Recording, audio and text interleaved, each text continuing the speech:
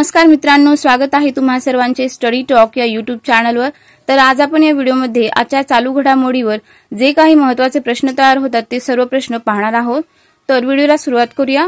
पाहूयात प्रश्न क्रमांक पहिला। उत्तर प्रदेशातील कोणत्या जिल्ह्यात राज्याचे पहिले कासव संवर्धन अभयारण्य उघडले जाणार आहे? तर पर्याय क्रमांक ए गोंडा। तर उत्तर प्रदेशातील गोंडा या जिल्ह्यात पहिले कासव संवर्धन अभयारण्य उघडले जाणार आहे। तर पुढचा प्रश्न, सरकारने अंतराळ क्षेत्रात किती % FDIला परवानगी दिली आहे?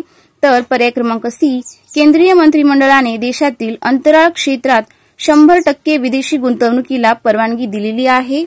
पाहूयात पुढचा प्रश्न, जागतिक आरोग्य संघटनेने सुरू केलेल्या GRDH उपक्रमाचे फुल फॉर्म म्हणजेच पूर्ण नाव काय आहे? तर पर्याय क्रमांक D global initiative on digital health हे GRDH चे फुल फॉर्म आहे। पाहूयात पुढचा प्रश्न, नुकतेच युनिव्हर्सल हेल्थ कव्हर सुरू करणारे ईशान्येतील पहिले राज्य कोणते आहे? तर पर्याय क्रमांक ए त्रिपुरा हे या प्रश्नाचं योग्य उत्तर आहे। पुढचा प्रश्न, मनोहर जोशी महाराष्ट्र राज्याचे कितव्या क्रमांकाचे मुख्यमंत्री होते?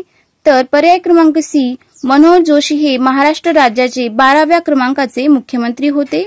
पाहूयात पुढचा प्रश्न, sculpted stones mysteries of Mamallapuram नावाच्या पुस्तकाचे लेखक कोण आहेत?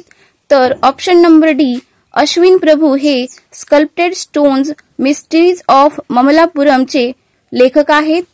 पुढचा प्रश्न, आंतरराष्ट्रीय गीता महोत्सवाची कितवी आवृत्ती श्रीलंकामध्ये आयोजित केली जाणार आहे?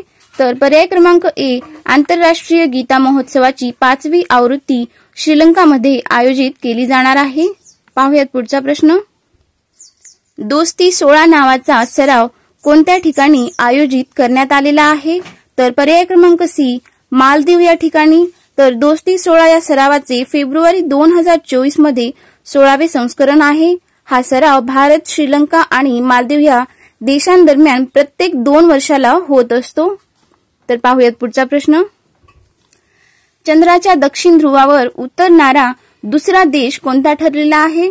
तर ऑप्शन नंबर डी अमेरिका हा चंद्राच्या दक्षिण ध्रुवावर उतरणारा दुसरा देश ठरलेला आहे। तर मित्रांनो, हा प्रश्न तुमच्यासाठी देशातील सर्वात मोठे व महाराष्ट्रातील पहिले MSME डिफेन्स एक्स्पो 2024 कोठे भरवण्यात येणार आहे?